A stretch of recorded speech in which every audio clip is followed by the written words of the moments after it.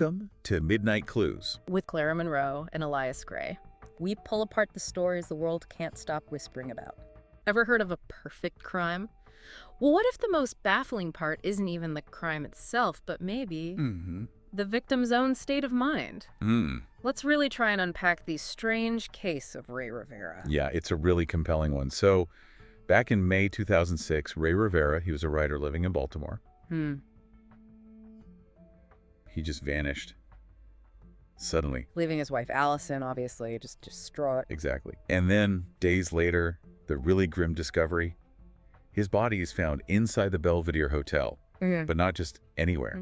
In this locked, unused conference room. Locked, okay. Dock, and directly above him, a pretty significant hole in the roof of that room. So the immediate thought is, he fell. That was the initial assumption, yeah. A tragic fall. But as we're about to get into, the details, they get really unsettling really fast. Okay, so today we're diving deep. We've got news reports, witness accounts. There's even an FBI behavioral analysis we'll look at. Right. And we're going to try and sift through it all. Our mission here isn't really to solve it because, well, can we?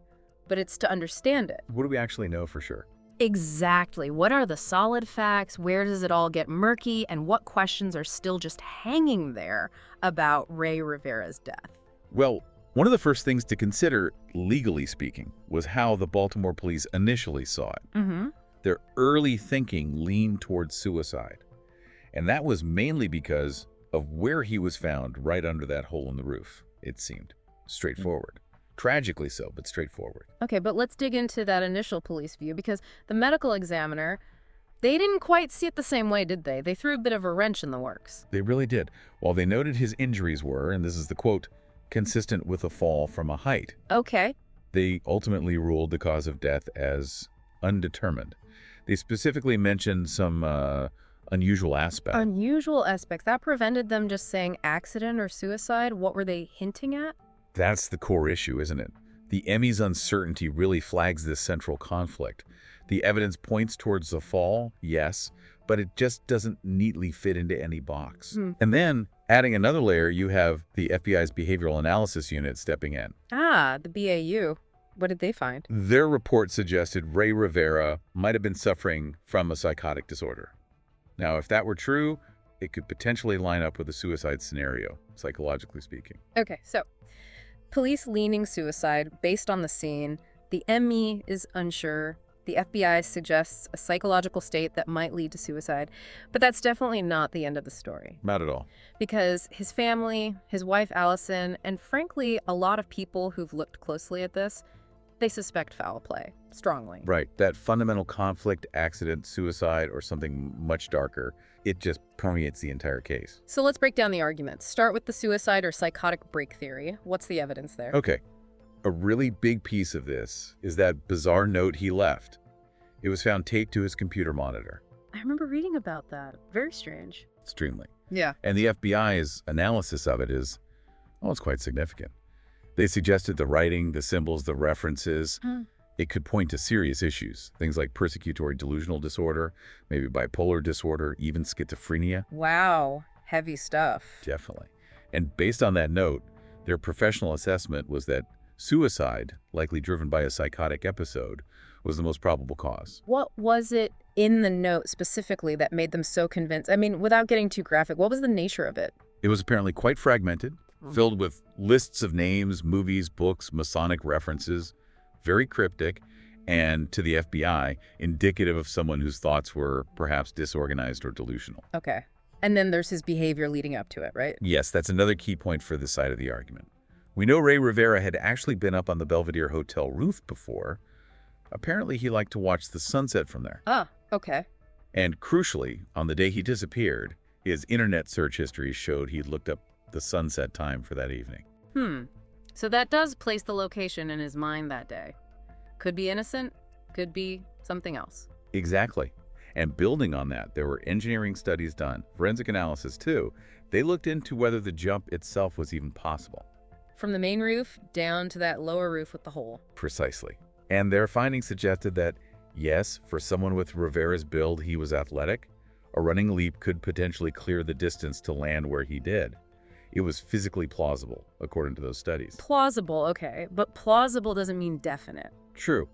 But it's important context, especially since the Baltimore Police Department consistently maintained that, looking at everything, the evidence pointed towards suicide. And wasn't there a book written about the case that reached a similar conclusion? Yes, a very detailed investigation published in a book also concluded that suicide following a psychotic break seemed the most logical explanation given all the known facts. So you have police, FBI analysis, independent research sort of aligning. Okay, that seems like a strong case on one side, but then the doubts start creeping in. Why do so many people, including his family, still suspect foul play? What just doesn't add up for them? This is where it gets really tricky. How do you square the possibility of that jump with the logistics? Think about it. The distance he needed to cover horizontally, it was something like 43 feet. 43 feet? That's staggering. It is. And supposedly with only about 15 feet of running space on that upper roof. And didn't you say he was wearing flip-flops? He was wearing flip-flops. Just the physics of achieving that kind of trajectory in flip-flops with that short run-up. It makes a lot of people deeply skeptical. What kind of force would that even take? Yeah, I mean, wow. And then there's the scene itself, down on that lower roof where the hole was. That raises even more questions, doesn't it? Big time. His flip-flops, right? And his cell phone. They were found relatively undamaged, just lying there near the hole. Undamaged. After a fall from that height. Apparently so. And even his eyeglasses were reportedly found without scratches. Now, for people leaning towards foul play, that screams staged. It just doesn't feel like the chaotic aftermath of a 14-story fall. It feels neat. Too neat. Exactly. Too neat. And what really adds to the unease is the lack of surveillance footage. Right, you mentioned that. No confirmed video of him even entering the hotel that day. None has ever surfaced publicly, no confirmed sighting. And then the rooftop cameras. The ones that should have shown the roof area. Let me guess, they weren't working. Reportedly disconnected. Offline. On the very night he vanished. That lack of visual evidence is a massive hole in the official narrative for many observers. Okay, that's convenient, for lack of a better word. Now, stepping back from the scene itself, what about Ray's state in the weeks before? His wife, Allison, reported some worrying things. She did. She described him becoming increasingly paranoid. He had this feeling he was being watched, followed. And then there were these two weird incidents at their home where the alarm system went off in the middle of the night. No break-in, no clear cause, just went off. So could that be signs of his mental state deteriorating like the FBI suggested? Or was he genuinely afraid of something external? That's the million-dollar question, isn't it? Yeah. And connecting to that, there's the mystery phone call. Ah, yes, the call from his work just before he left the house. Right. A call came in from Agora, the company he worked for. He took it, seemed alarmed or surprised, said, "Oh," or something similar, and then rushed out. And we still don't know who called or what was said? Still unknown. That brief phone call, its content, the caller's identity, it remains a huge unanswered question. A potential catalyst, maybe? We just don't know. And the strangeness continues even after his death, right? With his computer. Yes, that's another really odd detail. Apparently, someone unidentified made multiple attempts to collect Ray's computer from police custody before his wife Allison could get it. Seriously, who would do that and why? Exactly. It raises immediate questions about who might have been interested in what was on that computer and why the urgency to get it before his family did. Okay, that's definitely suspicious. And then there's the whole Freemason connection people talk about. Right. Ray had an interest in Freemasonry. And that cryptic note we mentioned earlier, it contained Masonic phrases or mottos. So that fueled theories. It fueled a lot of speculation. Was he involved? Was he trying to get involved? Did he learn something dangerous related to the organization? It's mostly circumstantial, but it adds another layer of intrigue. So we have this body, this really bizarre note, and a jump that seems, well, almost impossible physically. But maybe the real key isn't the physics, but what was going on inside his head. It's possible. The mind is complex territory. Let's maybe pinpoint some of the moments that really shifted how people saw this case, the turning points. Okay, well, the initial discovery itself. Finding his body inside that specific locked, unused room at the Belvedere. That immediately made it weird. Why there? Yeah, not just outside, but in a locked room. And then, of course, that note. Absolutely. Finding that note taped to the computer, its strangeness, the symbols, and then the FBI's analysis suggesting a potential psychotic break. That definitely changed the conversation around Ray's mental state. It offered a potential why, even if the how was still baffling. What kind of mindset produces a note like that? Exactly. And then I think a major turning point, or maybe just a constant point of friction, is that contrast we talked about. The jump versus the belongings. Yeah. The seemingly impossible physics of the fall versus the relatively pristine condition of his flip-flops, phone, glasses. That contradiction fuels so much debate. How can both things be true? It keeps people doubting the suicide theory. Great. And the FBI's analysis, while providing a psychological framework for suicide. It didn't necessarily explain away those physical inconsistencies for everyone. It gave a possible motive, but the mechanics still felt off to many. But then counteracting that doubt a bit is the fact that he had been on that roof before. Yes, that's significant. Knowing he'd visited the roof previously, and specifically checked the sunset time that day, it establishes familiarity and maybe even an intention to be up there around that time. So did he go up for the same reason as before, to watch the sunset? Or did something different happen that day? Was the sunset check innocent or part of a plan? We just don't know for sure. Okay, so the FBI points to the note, suggesting this internal struggle.